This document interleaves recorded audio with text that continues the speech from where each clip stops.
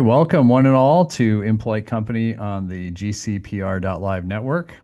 This is the show where we do what has always been said, what you're not supposed to do. Talk about religion and politics and all sorts of other stuff. I'm your host, Matthew Best. Together we walk through honest dialogue, explore messy truths, and try to see humanity in perspectives different from our own. You got a question, a thought, something to challenge, you can email me at contactimpolitecompany@gmail.com. And don't forget, you can see all previous episodes on Apple Podcast, or you can listen to them on Apple Podcasts, Spotify, iHeartRadio, and also find us on YouTube. Just search for Impolite Company, look for the logo. And if you want to dive deeper into the themes that we're exploring, you can visit my blog at pastormatthewbest.com. And I always appreciate sharing. So let's get into today's conversation. Today, I'm really excited to be welcoming Mel Brennan, who grew up in Willingboro, New Jersey, and is the author of Saving Soccer, or if you're in Europe, Saving Football. Uh, and it's in the process of coming out, and we'll get into that. Mel served as the head of special projects for CONCACAF from 2001 to 2003 as the North American e-FIFA liaison to the global governing body, and as one of 5 North American delegates to the 2002 FIFA World Cup Korea, Japan. He appears in the Netflix series FIFA Uncovered as one of the small number of former football insiders willing to speak on the record, and the only one from North America. He remains the highest ranked African American in the history of world football governance. A co-author of Sport Revolution and the Beijing Olympics from 2008 with Grant Jarvie and Tony Huang. Mel has spent over 2 decades levying a comprehensive critique of sports governance, the flawed relationship between sport and human rights, and what citizens deserve from their sporting culture. His career spans an unusually wide and deep arc. He began as a confidential investigator with New York City's Civilian Complaint Review Board before moving into general management with global brands including Sega GameWorks, WWFE, and the Walt Disney Company. He has since led organizations across the nonprofit and public sectors, including as CEO of the Fuel Fund of Maryland, CEO of the United Way of Southern Maryland, and COO of Ridgewood YMCA. He served as the Deputy Director of the Office of Compliance Consultants at Rikers Island, working under FIFA versus MasterCard case Judge Loretta Preska. Mel pursued a PhD in sport and human rights at the University of Stirling in Scotland, taught within the University System of Maryland, curated TEDx Baltimore in 2011, and has written on sports corruption for global outlets, including BBC World Service, Trinidad's Wired 868, and Jossamir. His commentary has been noted by ESPN's Gabriel Marcotti and by Deadspin, among others. Mel, welcome. Matthew, I don't know who that guy is, but he seems very interesting. We should go interview him. Well, Uh, I will say very impressive. Like, reading that background, and something that I should share with the audience as well is that Mel and I are both part of a book conversation group, and so I've gotten to know Mel over the last year and a half or so, 2 years right, maybe. right. But all of that really incredible. Like, these are things that I didn't even know in the midst of having these conversations with you. So I'm really excited to have you on and to have this conversation. Well, and I appreciate the opportunity. I mean, that book conversations group that we have is the reason why I'm here, because it created this environment where, I go from meeting you to having these intimate conversations, less about the books really than about the human condition Right. that the books serve to explore. And in doing that, come to trust and value your opinion, your thought process. So then when you said you had this podcast, I was like, well, if I could get on that, I have made it. So I really Oh, appreciate there you that. go. Well, thank you very much. So I just got to say, I love the book, and this is not just heaping praise on you because you're my guest either. I absolutely love the book. I think I probably read it in the course of like 3 or 4 settings. I just Wow. was gobbling it up. it flowed so well. I did not want to put it down. And what I wrote down is it felt like Alice in Wonderland, and I was wondering how far down the rabbit hole we were going to go. And I'm wondering if that's what the hope that you had with writing the book, and maybe you can just say a little bit more about what the book is too. Yeah, I think you're capturing a large part of it there, which is when you think about joining this global fraternity of this really valued sport culture around the world. I mean, we're sort of lukewarm on soccer, except now, right? When the U.S. national team is in the World Cup, we pay attention in the United States. But everywhere else, this is kind of functions as culture, as religiosity, as it is generational, their experience of soccer. So when you get the opportunity to join a community like that, it feels like a dream job, right? And the ways in which that ended up happening for me were odd, yes, but you thought of at the end of the process in February of 2001, I was like, I'm in a dream job. Yeah, sure. Um, and the book is really about the arc of discovering for myself, not only that it wasn't really that, but also discovering that for this global system, this global institution of football, who it was serving and who it was absolutely not serving. And, um, I left there in September of 2003, determined, really from a PTSD standpoint, I was so unhoused by that experience that I went on to these other roles and ultimately this nonprofit career, really centered on the question, who is made or kept vulnerable by what's going on and how do we Mm, fix that? yeah. That fire was set by the outcomes in this first dream job with CONCACAF and FIFA and soccer. So the book is about all of that, and then there is some prescription at the end. But we start in the book really with the stories, right? Yeah. That just puts you right in it, Oh, yeah.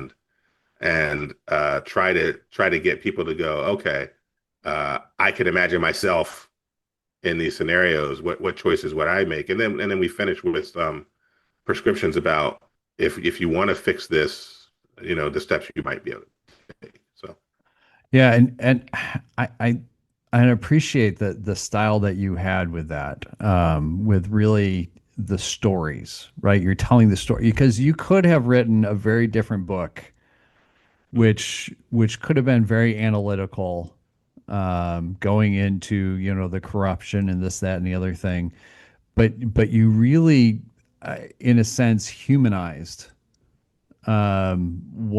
what you encountered, right? What you were talking about with this idea of just kind of what would you do in that situation where there aren't nice, easy answers. Oftentimes, you're stuck, in no-win situations in that. So it's just something that I really appreciated about that. I want to ask you this question.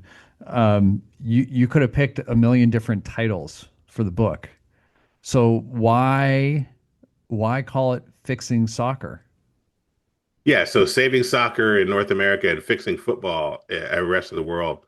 And the idea there was to encourage people who, we have what did Bruce Springsteen say? 500 channels and nothing on. Now it feels like 5,000 channels and nothing on, right? People can do anything they really want to with their time, and they can go as niche in their interests as they'd like.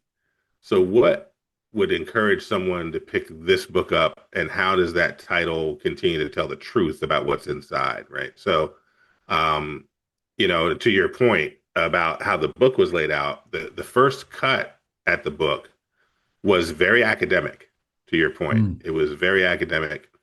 The second cut at the book was one chapter was a story, the next chapter was what the story meant academically and intellectually and analytically. One story, one analysis, one story, one analysis. And it was really my publisher, Benita Merciades and Fair Play Publishing, and Benita herself, is a whistleblower from the global South around what was happening with the Australian Football Federation. She took that energy and her love of writing and reading and turned it into Fair Play Publishing. It was her that said, you know what? Let's organize it this way, and let's take all of the stories and really all the human drama and let people get into that, and Yeah. then leave the prescriptions for the back end and the other conversations that you might have. So I'm really thankful to her and to the editors at Fair Play Publishing who leaned in and said, you know, if you're willing to hustle, Mel, we can get this book out for the World Cup. And I came to them with the title. Mm. Uh, and I said, you know, I feel like saving soccer is the conversation we want to have. And this book is the appetizer and the first part of the dinner course in that conversation, right? Hmm. So it intentionally um, drives people to the next step, right? Which is to say, you know, hopefully when people read it, they go, "Man, this is crazy and this is unacceptable, and how might I do anything about it?" And then we take the next step. Right. Um, and it's a little bit arrogant, you know, it's a little bit arrogant to think that you could write a book that saves soccer, right? But when people really read it, it's really like I just want to play a role Yeah. in orientation, right? I use a quote from my father all the time. We were in the car when I was a kid, and I had done something, or I can't remember what I had done, but he wanted to talk to me about it, and he said, "You know, Mel, uh, people say that a journey of 1,000 miles," and I jumped in because I wanted to be right, and I said, "begins with a single step." He said, "Yep, that's what people say," and he said, "Then people would be wrong." He said, "A journey of 1,000 miles begins with facing in the right direction." Mm. Right? Otherwise, your journey might be much longer than it needs to be. Yeah. And he said, so your orientation, which direction you're facing, matters. And you know, big institutions like FIFA are almost like tankers, oil tankers. Yep. You know, you're not going to turn that around in 20 minutes and do a U-turn, but you might turn it a little bit, Right. Yep. right? The 1 degree thing, right? Right. Right. That ends up Play turning it. exactly. Play your role in turning it a little bit, and then look to the community that you've built to help turn it a little bit more, and then build a community to turn it a little bit more, Right. right? And that's what we're trying to do with this book. Yeah, I appreciate that. So the other question, besides the obvious that okay, it's the World Cup is going on right now, and as you said, North America is paying attention because it's here. Um, why why this book now as opposed to 10 years ago or whatever? Pick another time. Why this book now? Yeah. So after I left, um, in the mess that was FIFA and CONCACAF in 2003. I took my family to Scotland. I was pursuing a PhD. I ran out of money, so I never finished it, but I was pursuing the PhD in sport and human rights out of the University of Stirling. I was living over there. And I took all my papers from my time at CONCACAF with me.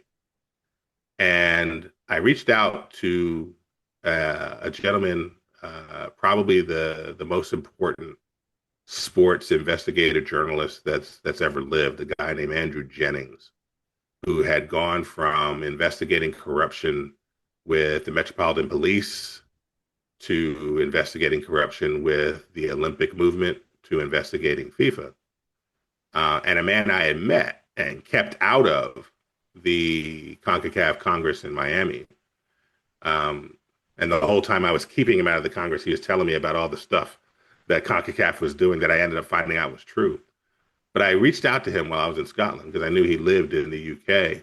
And I said, hey, all that stuff you told me looked like it was all true. He said, yeah. He said, I already knew that. Why are you calling me? And I said, well, I've got all the paperwork to prove some of it. And so I went to his house with my family. My family ended up meeting his family. We ended up becoming friends. Um, and Some of that paperwork, a lot of the work that he did, a lot of the work that the Justice Department under Loretta Lynch did, ended up exploding the CONCACAF criminal regime and organization with a series of indictments in 2015. So we had done a lot of the work to shine a light on the organization, to provide it with the documents, to provide justice systems around the world with the documents that they needed, and to get when you shine light on cockroaches, they scatter. Mhm. To get the malfeasant element, sometimes the criminal element, out of world football. But the problem was that we didn't fix the institution itself. We didn't fix the systems Mhm. that produced the outcomes that we got. We got the monsters, right? We got the individuals that can be monsterized. Joseph Sepp Blatter, the FIFA president, my boss, Charles Gordon Chuck Blazer, his boss, everyone's boss in North America, CONCACAF president Jack Warner, a bunch of other folks were dealt with, banned, etc.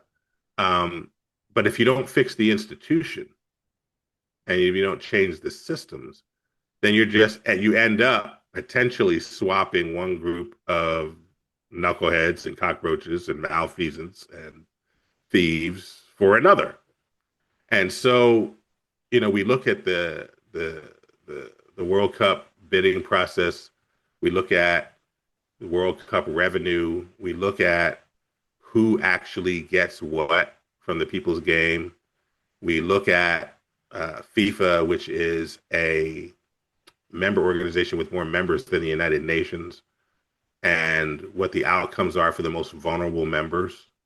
And we discover that we ended up mostly in the same position we were in before, just with more paperwork, more Mm. gloss, more shine. And so this book was really about, well, if that's what happens when you deal with the top down, how might we look at the most successful forms of football from the bottom up? Yeah. And maybe change can be derived there. Yeah. I mean, this is really speaking to more than just FIFA, more than just sport. I mean, and we'll get into that. I wanted to ask you also about what the hardest part of writing the book was for you. I think the hardest part. That's funny because I've explored that question Oh. exactly, but never spoken about it publicly. The hardest part of the book, writing the book, was getting over myself. Hmm. Right. Um, a lot of this, some of this book is embarrassing. Right. Sure. Some of this book is uh, it could expose me to a lot of critical analysis where people would go, well, why would you even be there at all?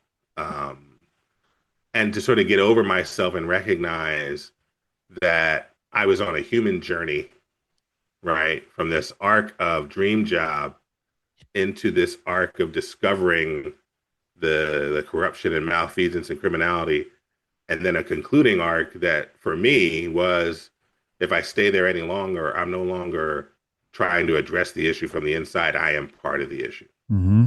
right? And I have to make a choice. Now that arc is going to be different for everybody. Some people might have Sure. come to that conclusion much quicker. They might have come to that conclusion after, I have a chapter called Chapter 3, 9 days in. They might Right. have come to that conclusion after the ninth day, when you see what happens on the ninth day, Uh-huh. right? But I sort of had this arc, and I had to become okay with my arc to Hmm. really write the book in a way that I thought ended up being transformative for the conversation around sport, culture, life, institutions. So that was the hardest part, was to not hide, to not Yeah. try to hide, and to just be authentic and honest about the choices that I made and the choices that Yeah. others made, and to, as a result, have the credibility to talk in a way that sort of was an expose on all of Yeah. that. Yeah. I think one of the things I really appreciate about that is you there's no hero in the book. So you didn't make yourself into a hero. As you said, you're right in the midst of it, and you can when I'm reading it, I'm hearing the struggle. throughout your entire time there, right? You've got the aspirational side, the dream job, the I want to learn all this type of stuff, and then there's the all the junk that's going on, and I can definitely, as I'm reading, I can read the how do I manage this, and how do I Yeah. keep going in it. I mean, there's a real struggle that is going on, and how do I not become especially I don't want to reveal reveal stuff. I want to encourage people to read the book, but especially towards that end, that kind of last incident that you talk about, that like that's where the trust was ultimately broken from your boss, that just was like, kind of done with you type of thing. Um, wow. Yeah. Again, in one sense, it almost reminds me of like um, a good fiction, right? Like fiction has a way to kind of capture you, and you get into the stories of the people, and crazy things happen, and yet I kept reminding myself, like, yeah, this isn't fiction.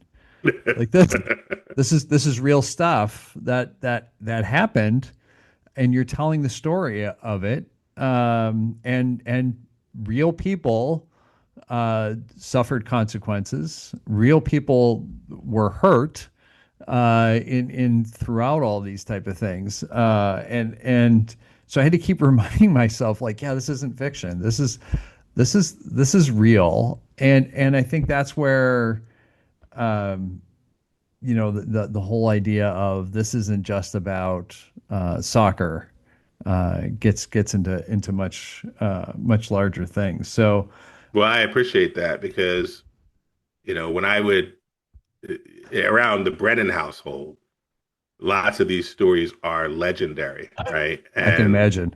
when people tell the story to other people, they go, "Wait, what?" And people are it almost seems larger than life because in many ways it was larger than life. Some of these Yeah. figures functioned as larger than life. I remember learning in school about Graham Allison's book Essence of Decision, Mm.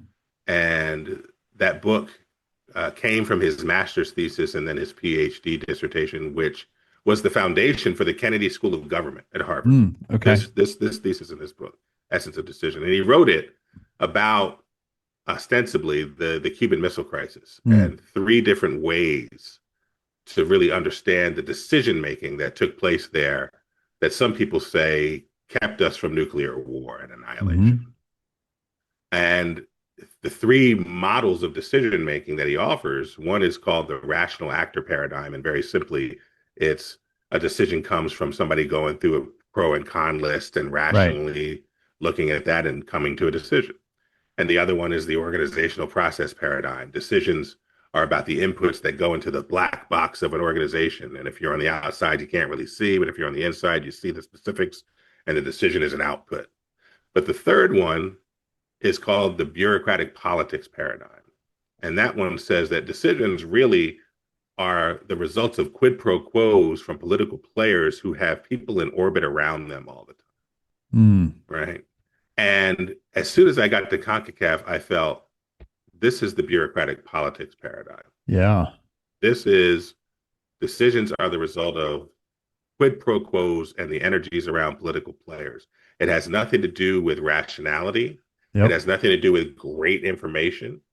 There's a story in the book about China and human rights where they Right. get the best possible information and still make the bureaucratically political decision, Hmm. right? Because good information, has nothing to do with what Right. these leaders want to do, right? Right. So, for me, yeah, I think you're right in that it was instructive for the rest of my life in terms of looking at institutions and vulnerability and really trying to understand what's the decision making paradigm here and how do we engage on that to limit the most vulnerable. And we have conversations that are really centered on what is the axiological basis for our thinking, what is the Right. ethical, the religious basis for our thinking.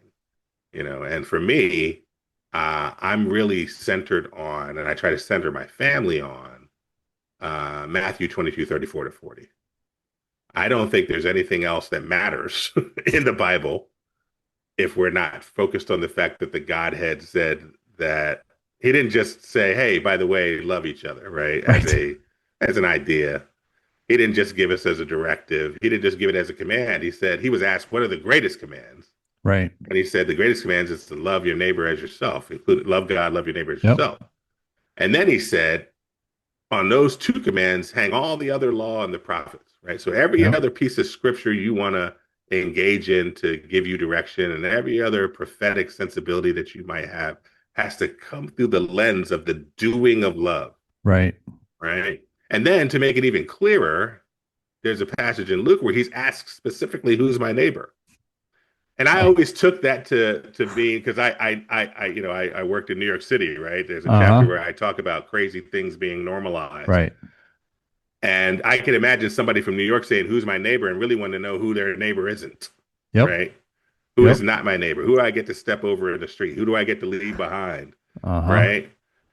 And the answer from the Godhead to that question was a Samaritan parable that essentially said, everyone you come across, everyone who comes into your Yep. awareness for whom you might be able to exhibit mercy is your neighbor. You Yep. know, the baby next door, a Gaza baby, a Portland baby, a Yep. baby in the Congo. It doesn't matter. So now, with that as sort of the foundational pillar that makes, for me, my religion matter, I'm looking at, you know, the point you raised earlier, which is at every point, who's harmed or who's made vulnerable by this, and going, essentially, this thing is too big. It's too big a piece of culture for us not to address, right? Because when it's not run right, when it's run by even the people that are running it now, people get harmed, people get left behind, Yep. and how can we do better? Yeah. So I want to take just a moment of a break and offer, I do this with every show, just a couple of things that are close to my heart, and we'll jump back into the conversation. So, first, Christ Lutheran Church in Harrisburg, Pennsylvania. It's where I serve as the pastor as well as the executive director of the health ministries here. We run 3 free health clinics that serve a whole lot of folks. The numbers just keep going up. Since 2018, we've welcomed over 100,000 visits here. It's a whole lot of impact on folks. And I certainly welcome folks to check us out online, christharrisburg.org. And if you're in the area, you can schedule a tour right off the website. I'd love to show off the clinics and the church and everything, and just get a little sense of healing. Second, Memorial Blanket Project. This is every year people from all over the country, and we've even had some international blankets made. People make blankets, they make quilts, and they send them to us. We make a display every year, and to really raise awareness around those that are unhoused and what people are doing to actually make an impact for their neighbors. Exactly what Mel was talking about, and then we give away all the blankets at the end of the night. And so this coming year, we're actually going to be in New York City. Pretty excited about that. You can go, you can learn more at memorialblanket.org. Always looking for more blankets, looking for donations, looking for help. The event takes place on December 21st, the longest night of the year. It's cold, and of course, we're going to a cold location because homelessness does not get to choose the weather. And lastly, if you're wrestling with the heartbreaking issue of gun violence, I want to direct you to American Roulette. It's a book. It's a fictional account of a mass shooting, and offers no solutions, so that people can actually deal with something that oftentimes gets left out, which is the humanity of the situation. Whether we're talking about the victims or the community or even the perpetrator. When we the idea is to focus on the humanity, and then we have a chance to actually address the issue. So you can find that online. All proceeds of the book go to organizations that address gun violence. You can get a free audio book version at AmericanRouletteBook.com. This coming year, it's going to be a graphic novel and who knows whatever else. So back to the Wow. show. So That's my little commercial Well, interlude. listen, let me say this out Yeah. loud. It's important to say this to you. I don't know how often you hear it, but thank you for doing that. Thank you for, and everyone involved. Thank you for doing that. Yeah. Thank From you. the health clinics to the blanket work to the book and the conversation. Um, I've learned just enough about your career to Yeah. know that you could be doing anything you wanted to do, but you've chosen to do this, Yeah. and we're all better off, and those who need your help are better off for it. So thank you for doing that. Well, thank you, Mel. I really appreciate the words, and you know, you mentioned the scripture that drives you, and for me, it's just a couple of chapters after that. It's Matthew 25. The usually the subtitle there is the judgment of the nations. It's you know, when were you hungry, and you know, when was I hungry and you fed me? When was I, you know, all the whole list, and that's really my driving foundation of everything that I do is it's the continuation of exactly what you were talking about with that other conversation. You know, just a couple of chapters beforehand, and here's a way that it actually like lives out in that. So Right, right. um, I Powerful. want I want to talk a little bit about this. Mentioned this before. So you know, the book is a story about international soccer, international football, but it's really more.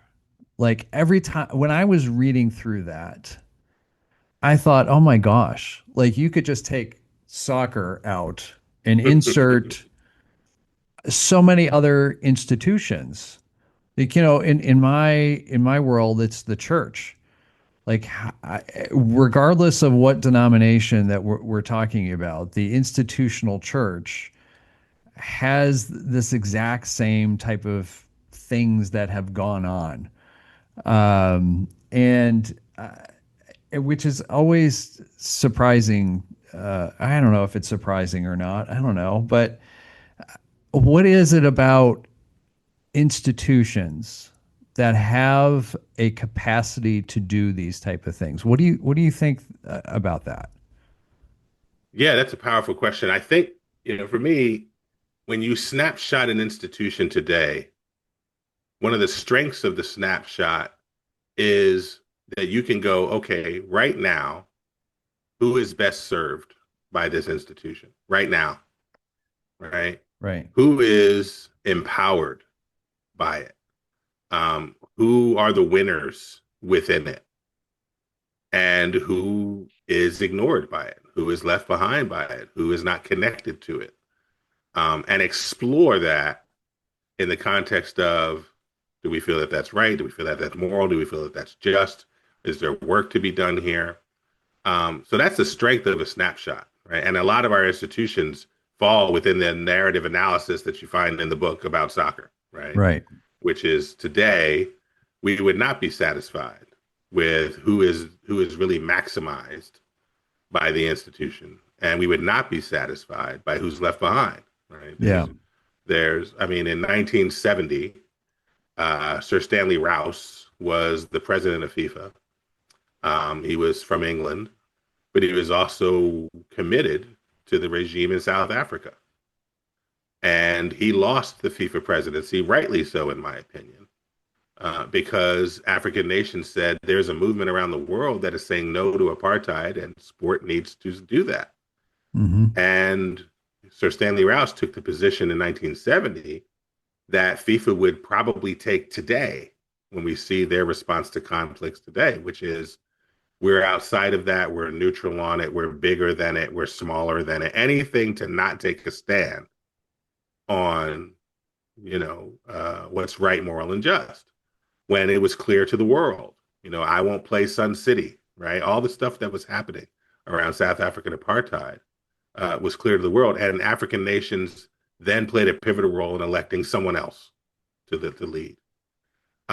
So you could look at a lot of institutions today and ask the same type of question, right? But the snapshot is not complete, right? Because Hmm. no institution is a snapshot, Right. right? And institutions come from somewhere with a history, and they have a momentum in the moment that is taking them somewhere into the future, right? And so that when we look at it that way, the question then can become, well, is it getting iteratively better or worse, right? Because an institution doesn't just arrive, right, in the moment. It has a history, right? It's coming from somewhere. So, for example, the uh, the black church, right? I grew up in the AME church, right? And in the AME church, the the function, the mechanism by which pastors are deployed is one where pastors are moved a lot, right? Pastors often are not allowed to settle in any one church. They are moved very, very often, right? So if this was applied to you, Matthew, you'd just be getting started with your work, and then they'd be take you and move you somewhere Right. else, Right. right?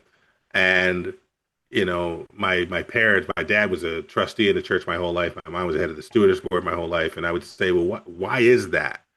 And they said, well, the the idea there is twofold. One is the prevention of ego, right? Hmm. This idea of the pastor holding forth and creating this thing that sort of is an institution around himself. We didn't want that. And the second thing is the ongoing distribution of talent. Talent is unequal, Right. right? And so if you have some churches that just have the pastors that they have and they're great at their work, and other churches don't get access to that talent, Yep. right? Then the whole movement doesn't get built up, right? But the cost was for us was that we might have a pastor who really connected with the community, who was then taken from us for a pastor who didn't connect as well with the community, Yeah. right?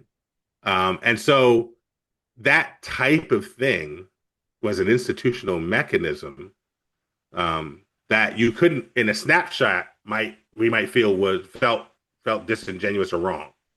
But in terms of the history of where the church was coming from and where the church was going, it made some sense, right? There was Hmm. some rationale for that.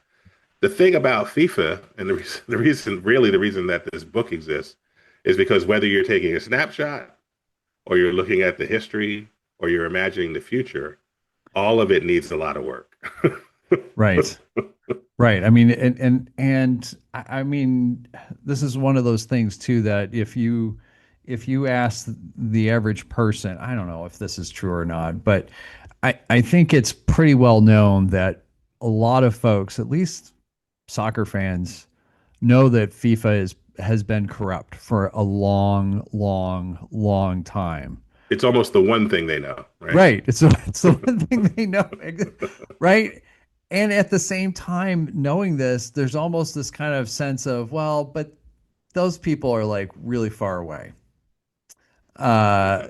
Like, yeah, it's corrupt, but they're so far away and we don't really know what they do. And and I wonder about the danger of that because like in the book, you're talking about the amount of money and the amount of political influence and all these things that like I was honestly like shocked by some of the stuff that you had in there as far as just simple things. So this is just a small little thing I'm going to share is like going through the airport and just because you're part of FIFA, you just don't even have to go through the security.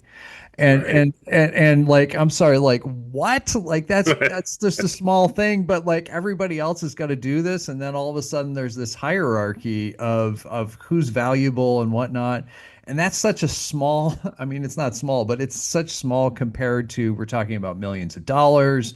You're talking about political influence and having these type of things. I think so many people have a disconnect between like, oh yeah, yeah, we want to go see this game and we're really excited about it. And then there's the administration part that has real life impact and really affects people's lives.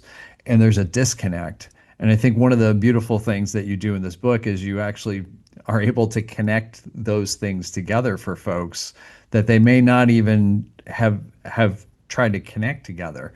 Well, I In, appreciate that. Yeah.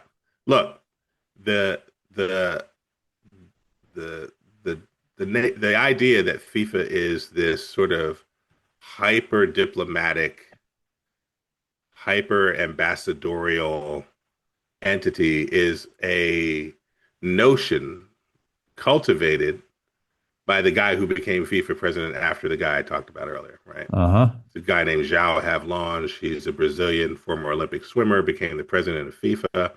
And what he wanted for FIFA was respect, right? Mm-hmm. And so he strove to position FIFA all the time alongside the sensibilities, courtesies, and commitments that a head of state might get, Mm-hmm. right? And after 20 years of doing this, because football itself is so popular, whether there's a FIFA or not, we can come back to that later. But he ended up with some of these courtesies that, you know, you're running a sport you don't necessarily deserve, right? So to Right. your point, I could have been a terrorist, right? They have no idea who I was. I haven't Right. been checked by anybody, but I'm going right around customs, and here I am in the country, and you have no idea who I am, really. You just know FIFA this way, and we're in the nation. But it's also, it's also the cost for us is also the things that we might not imagine, right? So we arrive, I was born in 1970, right? So I arrive and sport sort of is the way it is, Mm-hmm. right? We are focused on power and performance sport,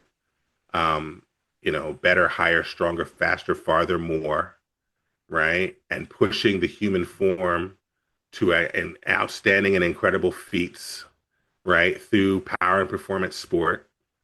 And we get Pele out of that. We get Maradona Right. out of that. Today Right. we get Messi and Ronaldo out of that. For the Americans who have won World Cups, but only on the women's side, we get Mia Hamm out of that. Mm-hmm. We get uh, Lindsey Horan out of that, right?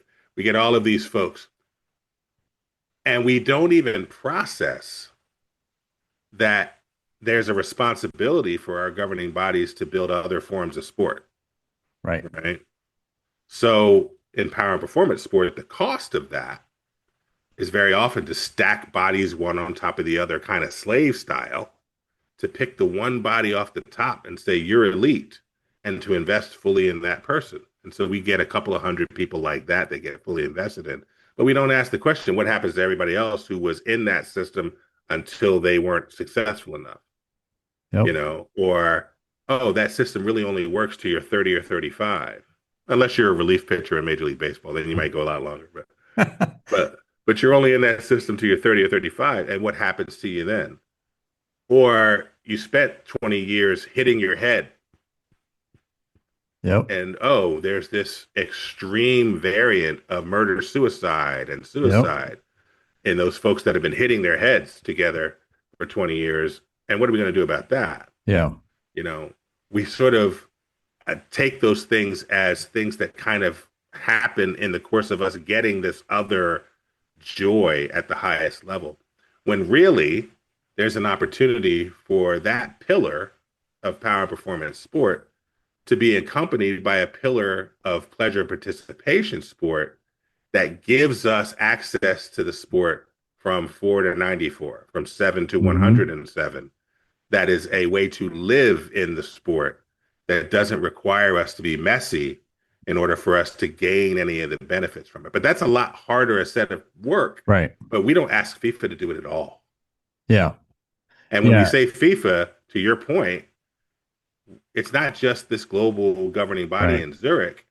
We don't ask the Pennsylvania State Soccer Association to do it. Yep. We don't ask the Maryland State Soccer Association to do it, right? We don't know what their bylaws are. We Yep. don't ask them to function democratically. And in fact, and we can talk about this later or at some other point, but some of these bodies are the most anti-democratic organizations in sport. So, Mm-hmm. Yeah. You at the very end of the book, you talk about an example of a community focused team, Harlem FC, and I really appreciated that piece because after getting through all of the horror uh, and the corruption and just feeling dirty going through, and then you have this real bright spot of what can be, which I think that's the real my take on this was if we're going to save soccer, if we're going to fix football, you gave us an example um, to get the juices flowing of what can be a vision for exactly what you were just talking about of what's missing and what can be. And I think that the interesting thing about it was,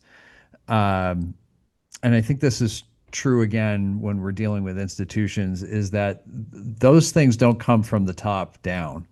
They come from the bottom and they work their way up, right? Because this is the same thing that happens with the church is we have all, or this also happens with the way that we treat government, right? We make this horrible mistake of thinking, oh, the people in Washington D.C. they're really smart and they're gonna fix fill in the blank. It doesn't matter. And the reality is they're not going to.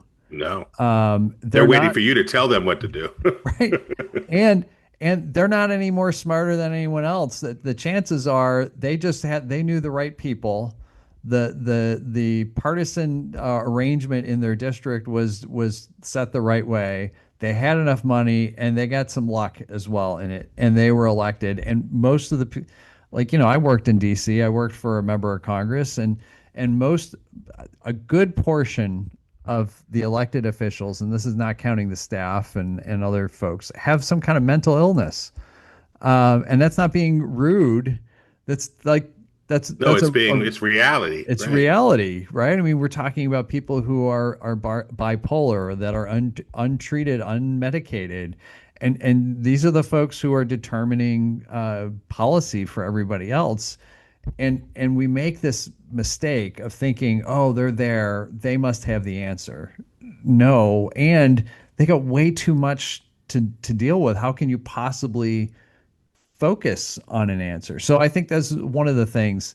That example that you have was really great, and it's going back to kind of what you were talking about with the quote from Scripture. It's not just loving your neighbor. Now all of a sudden that's localized. Right. It moves it from something large and abstract to something localized and concrete and embodied in that. And I think that's that's just something I really really appreciated out of your book. Thank you. Yeah, Um, Go ahead.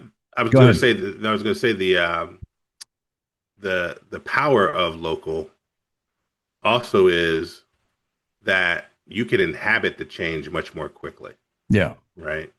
Um, it's later this month that there's an annual general meeting of the Maryland State Youth Soccer Association, and anyone can go, which means you can go, right? Hmm. I can go. We can show up. We can ask questions. We can have our voices heard. We can engage in the process. We don't have to petition our representatives, if you can even gain access to them in a meaningful way for something that might happen down the road in Washington at some point later on. We can take action now. Um, and I think um, the best outcomes for the type of sport that we want will happen in that way. Hmm. They will be that we lean in and we go, wait a minute, um, how do we take hold of our leagues, our communities, um, our state, and and ask some questions about what we want. Um, the United States is so big. You're finding in the World Cup, people are coming over from Europe and they're saying, Right. "I didn't realize how big Right. the United States is." We are, we are 50 economies, we are 50 communities, and even more than that when you regionalize stuff that Right. goes across states. And as a result, it's hard to just implement this broad, Hmm. sensibility. Now, Jimmy Carter, with the Amateur Sports Act, was able to institute some things, and we come back to institutions, right? The reason why we have to talk to U.S. soccer at all is a matter of law. Um, but I worked with a guy named Clive Toy, and Clive Toy is famous for having brought Pele from Brazil to the United States the first time he came through with New York Cosmos. Hmm. Clive Toy was the general manager. and he made that happen. And I worked with him at CONCACAF. He was the senior consultant there. And he said, one of the things you have to understand is that people at FIFA who are paying attention at all wake up every day in a cold sweat. Mm. And I went, why? And he said, because they wake up every day remembering that everyday people around the world don't need FIFA as FIFA at all. Yeah. Wow. That tomorrow they could just make another organization and that would be that. Uh-huh. Right. Yep. and so, and so, you know, to your point, there's a lot of folks there who are a little bit struggling, who Yeah. are just there doing the thing, you know, but they're aware that a couple wrong moves and this thing could be on the precipice, right? Yeah. And so our job, I think, is threefold. One is to consume content like this book and engage in conversations like we're having now, and recognize the strengths and the limitations of our institutions, right? They come from somewhere, and that history gives them a strength and a momentum that should not be discounted. But today, are they serving the way we want them to serve? And we can ask those questions. The second thing is to uh, dream bigger and imagine freely, right? That the nature of our institutions is not the limit of our possibilities, right? Just because an institution has come up a certain way doesn't mean that that's the way that things have to be, right? So, in the sport context, again, we can imagine doing the Uruguay model, right? Uruguay is 9 million people. Where I live in the DC, Towson, Baltimore metropolitan statistical area has more people than the country of Uruguay, but they have a better sports system that Mm-hmm. includes more people than we do. Yeah. Um, and the third thing is that everything doesn't have to have a price on it, Yeah. right? The moment you put a price on something, the moment that you commercialize, corporatize, and commodify something, you've drawn a line under which everyone who can't afford that price won't participate. Yep. And pay for play soccer in the United States, in particular, for example, is the main mechanism by which the most vulnerable get left out and left behind. Um, and so, how do we address that? Well, when I grew up, there was a lot of civic organizations, a lot of people who just came together to do what was right to do, right? And they brought the resources to the table to do that. When I grew up, you could play Eastern Division Little League or Western Division Little League, and it was just there, right? Now, did it cost somebody something? Yes, but they didn't distribute that cost to the most vulnerable. They Right. just said, this is part of living in this town. You have access to this thing, Yeah. right? Um, and we can imagine that again. Right now, every single step my son takes in sport is commodified. Right. Every single move he makes is commercialized. If Yeah. somebody is extracting a dollar somewhere along that pipeline, there is no community sport, and we Yeah. can we need to rethink that. Yeah. I think part of that, and I know we're coming up on the end here, but I wonder how much of that too is our cultural attachment to the value of individualization Mhm. versus a sense of community. Because, like, I spent a year in Finland, and part of our time was over the winter months there. And I think one of the neatest things was when it's cold enough, the fire trucks go to the schools, to the playgrounds of the schools, and they hose down the playground so that there's an ice rink. And of course, Finland, every kid is born with a hockey stick. Mhm. And so every night there would be all these kids who would be out playing hockey and just playing the sport because they love the sport. And this is how the community was supporting them by the fire department coming and hosing down and making an impromptu ice rink where was already a community gathered space. There were already lights there, and they were just making use of the space that was already there in a trusted area. It was really the sense of community in that. It was really, really neat to witness that and to, skate around and all of that. So, um, No, you make one of the biggest points that yeah, there is to be made, which is how do we hold more than one idea right. about this thing in our minds at the same time? Yeah. Because I believe, to your point, that we are way down one end of the continuum in Yep. this commitment to the individual and the individual Right. project. And, the truth of reality seems to be that every day, all the time, you and I are both our own individual skill and will Right. and 100% dependent on everyone else, Yep. everywhere else for our Yep. reality. Yep. I like to use the example of the guy who has decided that he's going to live in Idaho or Big Sky, Montana. He's going to be a hermit.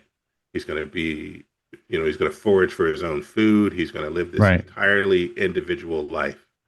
And then Xi Jinping or Vladimir Putin goes crazy and he gets nuked anyway, along with the rest of us, Yep. right? No matter how individual he felt, he was still in a relationship with these other heads of state and these other communities. And what happens there would still impact him no matter how individual he felt, right? That's right. This is Yep. an interdependent reality. Yep. And if we can get more of that in our lives, in our thoughts, words, and deeds, I think that, and hold both of those ideas simultaneously, I think we are going to produce better institutions, be it better versions of institutions, be it the church, be it sport, be it civic life. Right. All of those things I think have the opportunity to become a lot more useful for a lot more people, and it becomes harder to miss the most vulnerable. Yeah. Wonderful. Well, we're coming to the end here. I want to thank you, Mel, for coming on, for having this conversation, for writing the book. There's a million. I had a whole list of all sorts of other questions we never even got to. I I'll have to write wanted. another book. I know, right? I wanted to thank you also in this book. People might be interested to know there's a whole chapter on the FIFA Peace Prize thing. Thank you for addressing that. I really appreciated that. And people will just have to buy the book. So where can people find the book, Mel? So you can find the book on Amazon. You can find if you're not an Amazon fan, you can find the book at fairplaypublishing.com. Just look up Mel Brennan Saving Soccer, and you'll find it available to you at those outlets. So hopefully, and you can also you can get a paperback or you can get it as an ebook as well. So Perfect. um, my hope is that the book is edifying to others in a way that transforms some of the way that they might think about this stuff in their communities. So thank Yeah. you very much for the opportunity to discuss it. Absolutely. And yeah, so please everyone go get the book. It's again, you won't be able to put it down. It'll be enjoyable and it's more than just about soccer. This is really about something larger, but it's looking at things through this lens of soccer. So with that, I hope everybody has a great day and just take care of yourselves out there. All right, be well.